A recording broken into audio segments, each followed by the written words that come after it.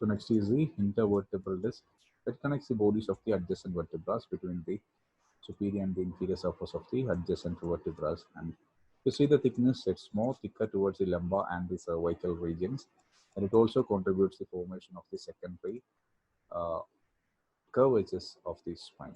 And if you see the thickness, it's more thicker towards the anterior part. Next, the components of the intervertebral disc.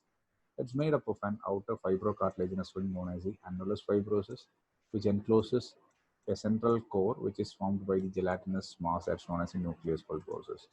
The feature of the annulus fibrosus, it's made up of concentric laminas of collagen fibers which runs obliquely each other in the form of an X manner. And because of these arrangements, it prevents the rotation between the adjacent vertebrae, and towards the peripheral part, it merges with the anterior and the posterior longitudinal ligaments, and towards the deeper aspect, it will blend with the nucleus pulposus. So next is the nucleus pulposus. It's a remnant of the notochord. So nucleus pulposus is a gelatinous mucoidal mass which consists of abundant water and few cartilaginous cells and some notochordal cells. So in case of children, this water content is around 90%. So as the age increases, this water content will gradually decreases, and for an adult it may be from 60 to 70%. So again, for elderly people, again this water content will gradually reduce and the height of the disc gradually decreases, and which may lead to a condition known as a disc degeneration. And this disc degeneration is followed by the dehydration of this cartilage.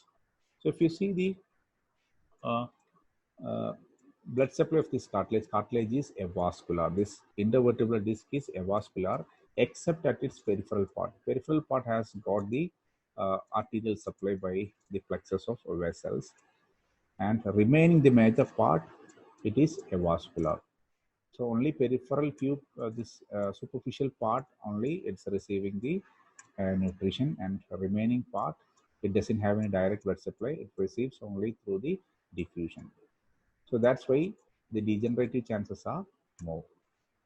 So this disease condition is known as a degenerative disc disease, and this is mainly observed in the elderly people. And finally, this disc will degenerate and it will disappear, and there is a fusion between the bodies of the adjacent vertebrae takes place. So that's all about the nucleus pulposus and annulus fibrosus. Next is the intervertebral disc prolapse. Intervertebral disc prolapse. So already I have mentioned the anterior part of the disc is comparatively thicker than the posterior part. So there is a chance of the herniation of the disc mainly occurs towards the posterior part, that is mainly towards the posterolateral part. So there are stages: protrusion or the herniation and the prolapse. So bulging is the first stage, bulging, then protrusion or herniation, and finally we have the disc prolapse. So in case of herniation, this nucleus pulposus then with the annulus fibrosus and the posterior longitudinal ligament along will uh, protrudes, or it will herniates or bulges posterolaterally to compress this posterior or this spinal nerve which lies in the intervertebral foramen. And this condition is known as a disc herniation or disc prolapse.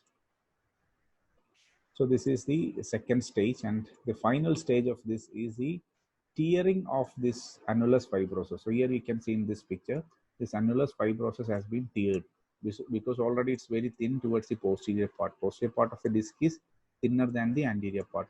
So there is a tear due to the degenerative changes. A tear occurs in the posterior part of the disc, through which the nucleus pulposus will comes out, or it bulges out, and it may compress the nerve root which lies in the intervertebral foramen. This condition is known as a disc prolapse, and this condition, this is the disc herniation or disc protrusion.